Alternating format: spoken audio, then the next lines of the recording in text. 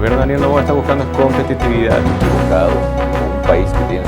Nos dice que la democracia puede... A diferencia de Nicaragua. De enfrentar los problemas de impunidad es la del fiscal general. La Alianza del Pacífico se presenta también como una oportunidad para el...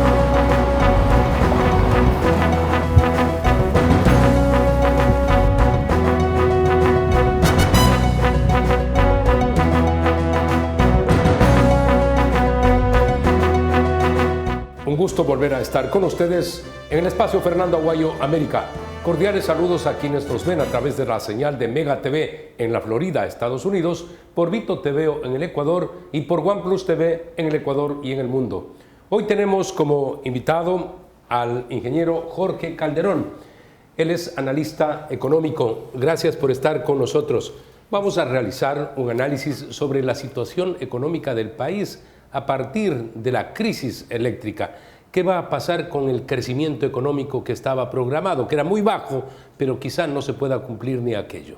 Hola Fernando, gracias por la invitación al programa. Tú ya lo decías, justamente estamos con una zozobra por los apagones que está afectando la actividad económica del país en todos los sectores, comercial, industrial, etcétera. Y de este sentido, lo que ya se esperaba para este año, un crecimiento económico del 0.8% como más optimista, aunque ya habían ciertas previsiones que lo ubicaban en 0.3%, que es casi nada, podríamos incluso estar llegando a un crecimiento nulo o peor aún, a un crecimiento negativo del 0.2%, 0.3%, dependiendo qué tanto puedan prolongarse estos apagones. Y no solo eso, porque sin duda nuestra matriz energética está basada en el tema de agua, las sequías que podrían estarse prolongando y la afectación al agro y ganadería, y esto sin duda también con problemas de la inflación. La decisión que ha tomado el gobierno de contratar unidades móviles de generación que van a ser traídas vía aérea, esto es para tener 350 megavatios, se dice que estarán instaladas en los próximos 2 meses. ¿Esto puede aliviar en parte? Aliviar en parte justamente porque hay un problema deficitario en términos energéticos que es importante, y más aún que en estos meses de alto consumo, de alta demanda, siempre se prevé.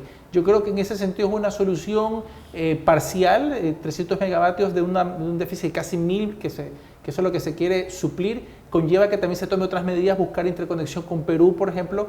Colombia de alguna manera ha limitado ya la venta de energía porque ellos también se encuentran en situaciones hidrológicas similares, pero de una vez por todas también hay que buscar formas para que esto en el tiempo se remedie y no volver a tener apagones para los momentos importantes que ya se prevén estiajes. Si este es el sistema más rápido, esto de comprar generadores pequeños, se podría buscar que incremente aquella propuesta de 350 megavatios y a lo mejor sean 700. Por supuesto, yo creo que ya deberíamos avanzar. También se discute en la Asamblea Nacional un proyecto de ley económico urgente para poder motivar la generación privada en cerca de 1000 megavatios, pero de alguna manera esto va a conllevar un par de meses más hasta que pueda implementarse. Y sin duda serán apagones. Ya hay un anuncio en los próximos días sobre nuevos horarios. En todo caso, eso lo pone al sector privado de todas sus aristas a estar viendo las mejores alternativas para evitar que sus ingresos y sin duda la estabilidad de las empresas se vean afectadas. La Comisión de Desarrollo Económico de la Asamblea Nacional ha dicho ya que el proyecto que fue enviado por el presidente de la República con el carácter de urgencia económica, esto es para elevar de 10 a 100 megavatios el que puedan generar los privados, pero están hablando de que podría superar los 100 megavatios. Es que debería ser abierto. Por supuesto que sí. Yo creo que enhorabuena, ciertas miembros de la Asamblea están buscando o promover que sean superiores a los 100 megavatios, pero más allá de esa situación, creo que también tiene que discutirse en los siguientes meses aspectos fundamentales como cambios en la Constitución para dejar que sea considerado un sector energético en el cual solo el sector público es el único que puede invertir, cuando realmente es el sector privado que podría aportar con recursos para hacerlo. En todo caso, una medida importante, avance, pero yo creo que a lo de fondo hay que también revisarlo. No puede ser un monopolio del Estado cuando no ha sabido suministrar este servicio fundamental. Históricamente lo han hecho gobiernos ecuatorianos, no lo han hecho bien. Exactamente, si ya tenemos más de 15 años con la Constitución de Montecristi de 2008 y se ven los resultados de que exista una concentración de sectores llamados estratégicos, entre comillas, por parte del Estado, que juega a tener un rol empresario que no lo es y que incluso lo desvía de aquellas funciones y principios con los cuales sí tiene como Estado atender. En todo caso, esperemos que ese sea un comienzo para que se pueda tratar temas de fondo, que realmente es lo que se necesita para solucionar este tipo de problemas que tiene el país. Los países vecinos, ellos han sido abiertos, han incorporado el capital extranjero y capital nacional para que desde el ámbito privado se genere, por ejemplo, en este caso energía eléctrica, en otro caso el negocio del petróleo también fue abierto en Colombia y duplicaron la producción petrolera. Tenemos que seguir esos patrones, incorporar esas experiencias de vecinos aquí en nuestro país. Por supuesto que sí, y para quienes nos ven, no se trata de copiar y pegar, se trata de ser pragmáticos. Tanto Colombia como Perú vieron en su momento, atravesaron por estas situaciones hace más de 20 años y entendieron que el rol del sector público, del Estado como tal, no puede ser preponderante en estos sectores o en estas circunstancias, y le dieron paso a la inversión privada. Incluso eso ayudó muchísimo a diversificar su matriz energética, a vender energía que le ha pasado al Ecuador en algunos momentos, y son los claros ejemplos de que con un trabajo conjunto, mancomunado del sector público y privado, se puede lograr estos objetivos de cara a que no se paralicen las empresas, que el consumo por parte de los hogares no se afecte, es decir, genera una espiral positiva, que es lo que el Ecuador, esperemos de una vez por todas, entienda dadas las circunstancias que estamos atravesando. En estos momentos se conoce que en el Perú están instalando generadores de energía para venderle al Ecuador. Lo lógico sería que con mano de obra ecuatoriana, aquí dentro del país se genere esa energía eléctrica y no tengamos que importar. Por supuesto que sí, y más aún que Ecuador tiene condiciones por su ubicación geográfica para generar varios tipos de energía, maremotriz por el lado de las playas, térmica por estar en volcanes, solar, eólica, es decir, hay condiciones que otros países no las tienen y que incluso hasta gas, si consideramos el tema del Golfo, entonces que no la estamos sabiendo aprovechar existiendo o sabiendo que existen esas condiciones. En todo caso, esperemos que esta situación, veámoslo al final del día como una oportunidad para realmente cambiar esa matriz energética. Las medidas que se están trazando y que tú has comentado, querido Fernando, sin duda ayudan, pero si no atacamos el problema de fondo, probablemente el próximo año estemos igual o peores condiciones, que esperemos que eso no suceda. He podido leer a analistas peruanos que son entendidos en la materia y ellos hablan, por ejemplo, de que hay que buscar la generación a partir del gas, que es más barato que el diésel. Y eso lo están haciendo en el Perú, y nosotros tenemos gas también. Exactamente, y cerca del 15% de la matriz energética peruana está basada en gas, y el Ecuador también tiene condiciones para usar gas. Entonces, son alternativas que el Ecuador, esperemos, las discutan. Existe la participación privada, el gobierno o el Estado como tal no tiene los recursos para impulsar estos proyectos, y las alianzas público-privadas pueden jugar un rol fundamental, pero también se necesita seguridad jurídica, que el gobierno brinde, que el Estado garantice para que esta y otras inversiones en estos sectores puedan venir, y eso ayudará muchísimo a que estos problemas puedan ser superados. De una vez por todas, pensemos en el futuro del Ecuador. Ejemplos hemos dicho varios países. Mire que Chile no tiene petróleo, sin embargo no tienen dificultades y problemas en cuanto al suministro de energía. Por supuesto que sí, porque ellos supieron diversificar desde las fuentes que tienen hasta quienes les pueden proveer en ciertas circunstancias. Argentina es uno de los principales proveedores de Chile cuando ha atravesado momentos de estiaje o de que no ha tenido suficiente autoabastecimiento de energía, y demuestra eso justamente, es decir, el hecho de que pueden trabajar comunamente con otros países, y siempre en tanto en cuanto existe esa planificación. Si yo sé que como país voy a enfrentar ciertas épocas de estiaje, de afectaciones climáticas que pueden poner en riesgo mi generación eléctrica, ya voy con anticipación buscando. Yo creo que eso también nos faltó un poquito. Si sabemos que esta época ya es normalmente de estiaje, teníamos que ser como previsibles como país para tener o más barcazas o la generación móvil u otros recursos que no nos haya llevado a atravesar el camino de apagones que estamos ahorita actualmente cruzando. Economista, muchas gracias. Encantado, Fernando, como siempre. Tenemos que hacer un corte comercial, luego tendremos a nuestro segundo invitado.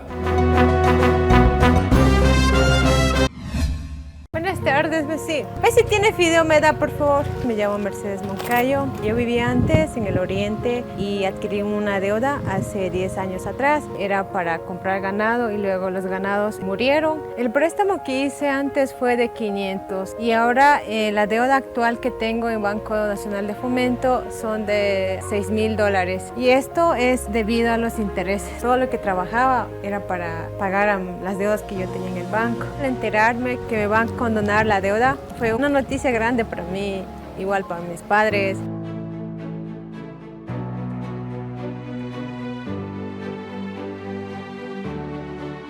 El Nuevo Ecuador cree en ti. Autorización número 5752. CNE, Elecciones Generales 2025.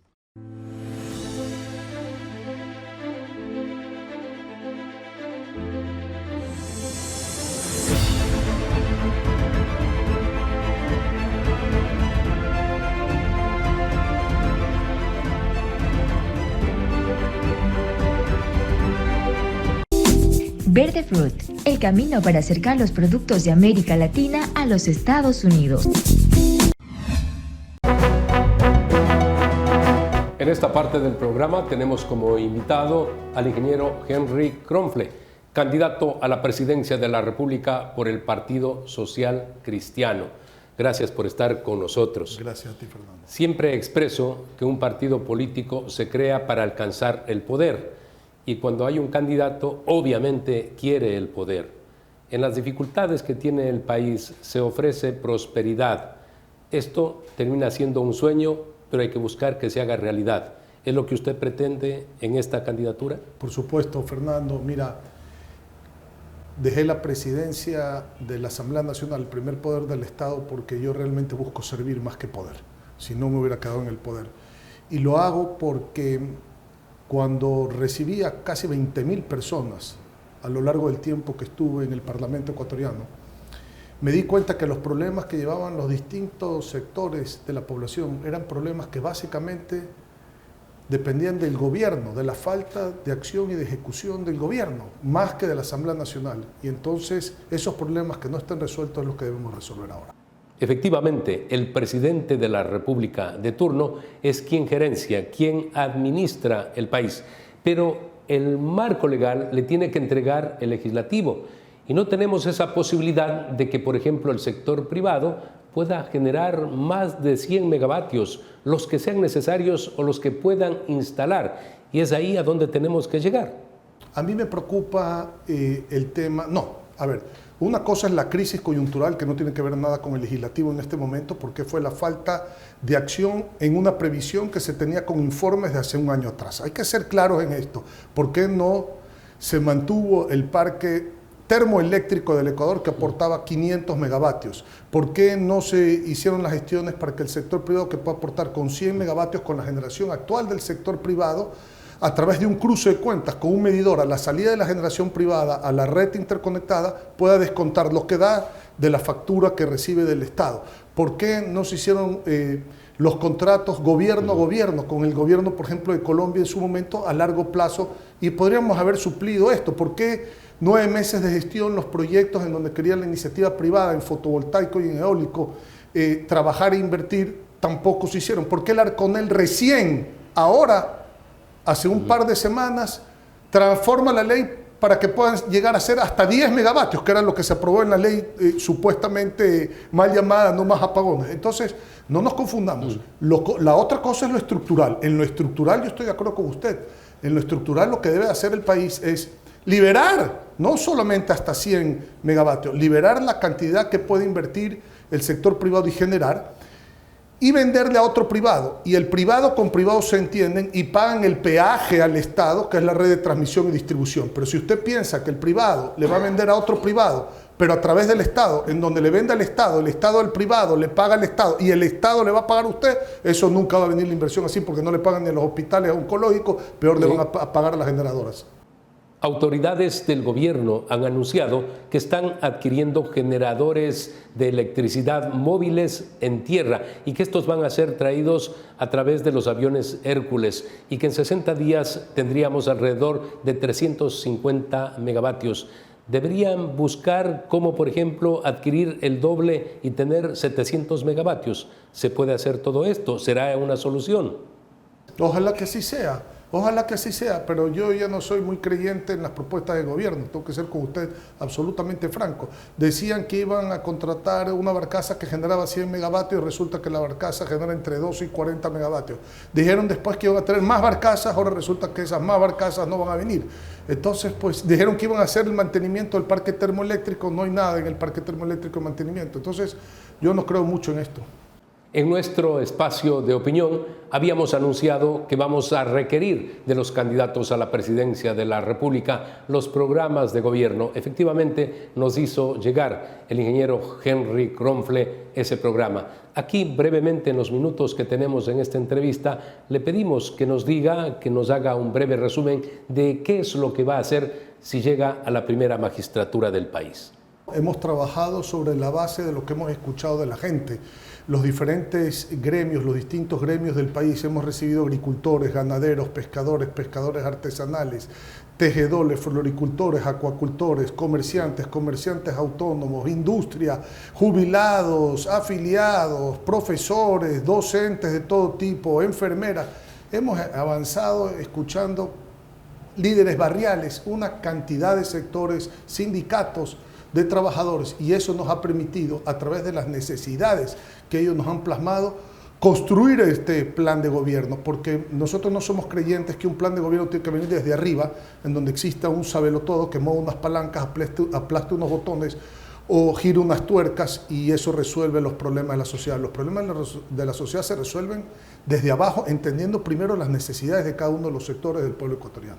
Por ejemplo, en el ámbito económico, en general, necesitamos crecimiento. La única forma de reducir pobreza es generando riqueza. ¿Cómo lo va a hacer? Muy sencillo. Primero, no quitando el bono de desarrollo humano a la gente que más lo necesite, porque a la familia ecuatoriana hay que devolverle el dinero a su bolsillo. Ellos saben administrar y son mucho más eficientes con el dinero que el gobierno central. Entonces, vamos a devolverle el dinero a la familia ecuatoriana. ¿Cómo? Primero, devolviendo y restaurando el bono de desarrollo humano a la gente que se lo han quitado. 2, bajando impuestos, el IVA del 15 al 12% generalmente y hasta el 10% al final del gobierno. 3, 0% de IVA en toda la canasta básica, en los 359 productos de la canasta básica. 4, 0% de IVA en todos los insumos médicos. 5, 0% de IVA en todas las herramientas agrícolas. 6, 0% de impuestos, excepto el impuesto a la renta, por 5 años a toda la actividad turística. 7, una canasta básica de repuestos para los pescadores artesanales para que puedan renovar su flota. 8, una canasta básica de repuestos con 0 IVA, ambas con 0 IVA, pescador artesanal, para el transporte en el Ecuador. Todo tipo de transporte, transporte liviano y transporte pesado. Con eso devolvemos el dinero al bolsillo del ciudadano. La ama de casa es la mejor economista en este país, sabe cómo estirar y administrar eficientemente el dinero que tiene.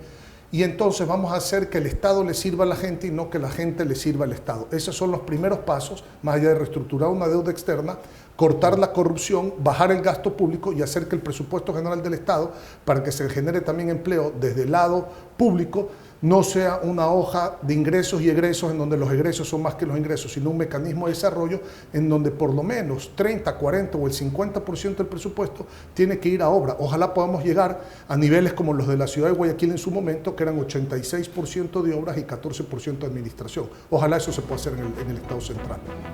Tenemos que hacer una pausa comercial. Al retornar le quiero preguntar cómo se va a financiar todo esto que propone el ingeniero Henry Kronfle. ¿Sabes cómo funcionará la medida del gobierno para el pago de las planillas de diciembre, enero y febrero? Con tu aporte estamos saliendo adelante y lo reconocemos. Así que si tu consumo de luz no supera los 180 kilovatios en esos meses, tu planilla será gratuita. Pero tranquilo, que si superas ese monto, también tendrás este beneficio y solamente tendrás que cubrir la diferencia. Cada mano, cada voluntad suma esfuerzos para alcanzar este nuevo Ecuador. Autorización número 5751. CNE, Elecciones Generales 2025.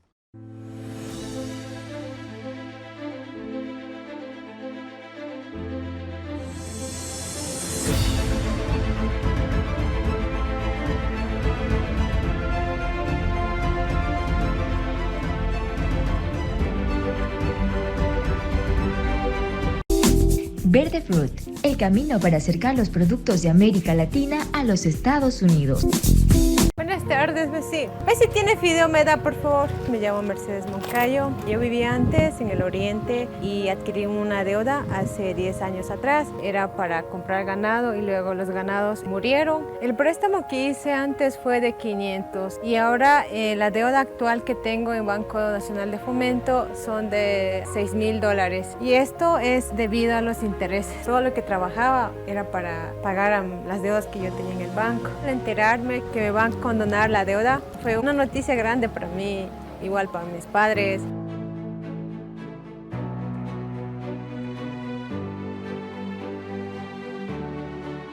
El Nuevo Ecuador cree en ti. Autorización número 5752. CNE, Elecciones Generales 2025. El pueblo ecuatoriano tiene múltiples necesidades y requiere de que la cobertura de esas necesidades le otorgue el gobierno. Pero un país con dificultades económicas, ¿cómo va a hacer si usted llega a la presidencia para poder financiar precisamente esos requerimientos? Primero hay que entender que hay que hacer ciertos recortes en el Estado. Por ejemplo, cortar el robo en las compras públicas, los sobreprecios en los insumos, el piponazgo, no la burocracia formal que se necesita para manejar el Estado, pero el piponazgo. Ahí hay muchos contratos ocasionales que se han hecho permanentes que cuando se acaban no hay que pagar indemnización porque terminan esos contratos, no conllevan ninguna otra obligación.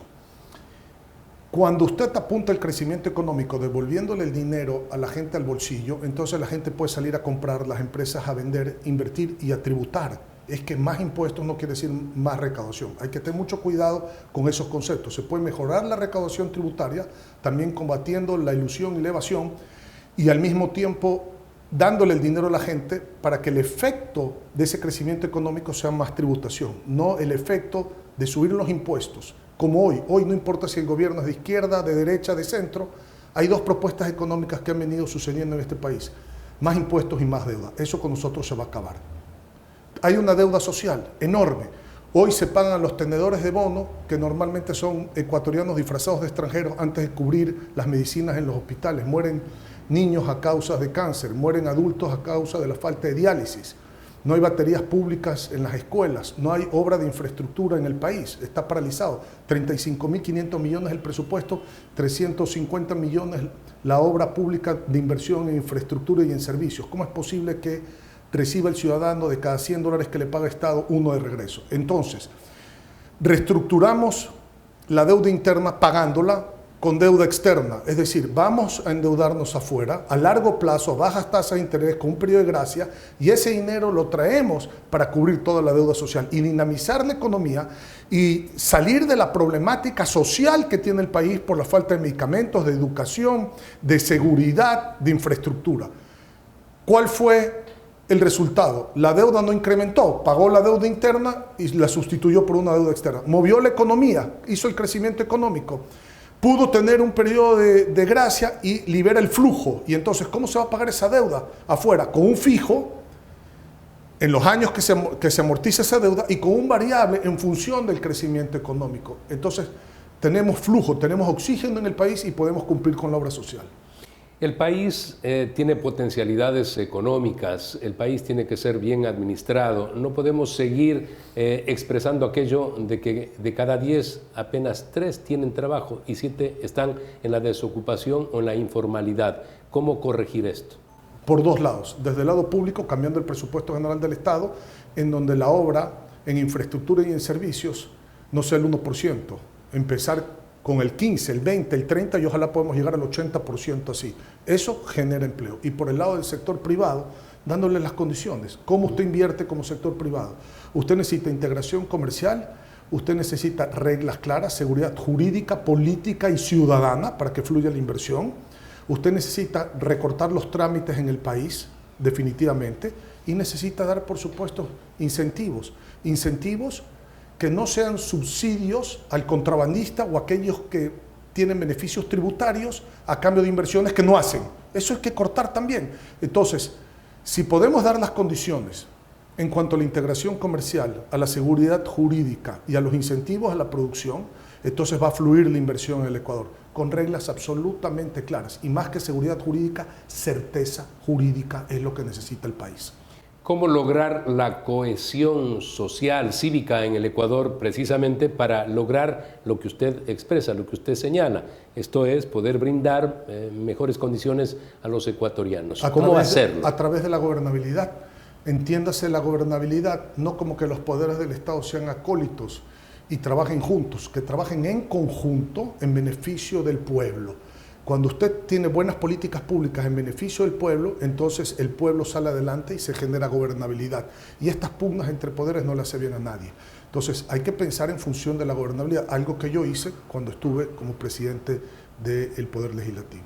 Necesariamente hay que tener un marco de seguridad jurídica, pero ese parece difícil lograrlo en el Ecuador. ¿Cómo lo va a hacer usted para entusiasmar a inversionistas internacionales que traigan capitales o a los propios ecuatorianos, que se dice que hay alrededor de 20.000 millones de dólares de ecuatorianos en el extranjero? Ventanillas únicas de inversión, liberar las licencias ambientales con las consultas previas que están represadas para que fluya la inversión que ya está en el país y que necesita incrementarse en este momento y que fluya la inversión extranjera. Depurando el sistema de justicia, no puede ser posible que se agarren los delincuentes, entren a las cárceles y salgan como si fueran cuartos de hoteles y nadie sanciona al fiscal y al juez corrupto en este país, nadie lo sanciona. Esos son delitos de cuello blanco que generan una inseguridad tremenda, generando paz en el Ecuador y en un ambiente de guerra, porque usted no va a invertir en un país que está en un constante estado de excepción con un conflicto interno armado. Nadie va a invertir así, no viene ni el turismo así, promoviendo, por supuesto, la actividad turística en el extranjero para que fluya con estas condiciones, generando seguridad en el Ecuador, generando conectividad y reverdeciendo, por supuesto, el agro ecuatoriano, el campo, la ganadería y la agricultura y la pesca, inclusive. ¿Usted está de acuerdo con que se vuelvan a instalar bases en el Ecuador o asistencia y cooperación internacional para la lucha en contra del narcotráfico? ¿Y usted piensa que si llega a la presidencia va a terminar con este mal? A ver, déjeme aclararle, una cosa es una base militar que la teníamos hace más de una década en el Ecuador, otra cosa es la cooperación internacional y la ayuda con tecnología. Son dos cosas diferentes. Hoy quizás la tecnología ha avanzado tanto, drones, satélites, las comunicaciones, etcétera, el intercambio de información, que se puede tener el mismo efecto que tener una base. O sea que habría que estudiarlo si es que se necesita una base o si la tecnología puede suplir teniendo el mismo resultado. En eso estoy totalmente de acuerdo. Y el delito internacional se tiene que combatir con la ayuda internacional, porque el delito, como es internacional y transnacional, se necesita cooperación internacional para poder resolver los delitos de esa naturaleza. Una relación permanente con los Estados Unidos. No tenemos un tratado de libre comercio, pero es importante socio y cooperador permanente. Por supuesto, es nuestro país vecino, un país del primer mundo, que quizás el país del primer mundo que está más cerca del Ecuador, un socio comercial y por supuesto siempre ha sido estratégicamente importante para el Ecuador porque siempre ha cooperado con el Ecuador. Aunque no dependa de nosotros, sí de los norteamericanos, no logramos esa firma de un tratado de libre comercio, pero en su gobierno si llega, ¿va a buscar que esto se dé? Por supuesto, pero quizás la fórmula, porque no pasa directamente por nosotros, sino por el Congreso americano, quizás la fórmula podría ser, por ejemplo, mantener vigente nuevamente la PTDA. Que es el tratado de las preferencias andinas. Entonces habría que estudiar, arancelarias. Hay varios mecanismos que se han estudiado para poder hacer mucho más fluido el comercio, reduciendo los aranceles a cero y promoviendo así el intercambio comercial. Por la misma presencia de este delito del narcotráfico que fue el que inspiró para la creación del ATP. Correcto, así fue. Usted conoce muy bien la historia, eso fue así, se perdió, pero entiendo que la renovación de eso sería mucho más fácil que entrar en un tratado de libre comercio que necesitaría la ratificación de ambos congresos. Tenemos firmado un tratado de libre comercio con China, otro con Costa Rica. Está pendiente el de Corea del Sur, también el de Canadá. Es importante que se concrete esto, pero usted va a seguir en esa apertura buscando más acuerdos de comercio a nivel internacional. Inteligentemente, y cuando digo inteligentemente, los tratados de libre comercio deben de ser complementarios, es decir, que la suma sea positiva, que no sea una suma cero, que uno gane y el otro pierde y que la suma sea cero, no. Ganar, en los dos sentidos. Y en ese sentido hay que ver qué restricciones, con qué países se tienen que mantener para no poder afectar la producción nacional. Finalmente, buscará también ese acuerdo con México que a la postre nunca se dio. Ojalá que se haga esto rápido y que se restablezcan las relaciones con México, que es un país hermano y que no es un problema entre pueblos, desafortunadamente es entre gobiernos. Ingeniero, muchas gracias. Gracias. Habrá otras oportunidades para poder ampliar estos diálogos con quien busca la presidencia de la República, como es el ingeniero Henry Krogh. Amigos, recuerden ustedes que tienen una cita la próxima semana en Fernando Aguayo América a través de Mega TV en la Florida, Estados Unidos, por Vito TV en el Ecuador y por OnePlus TV en el Ecuador y en el mundo.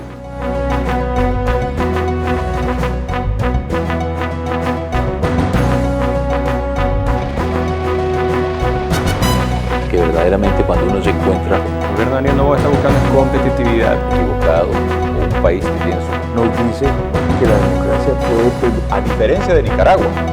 De enfrentar los problemas de impunidad es la del fiscal general. La Alianza del Pacífico se presenta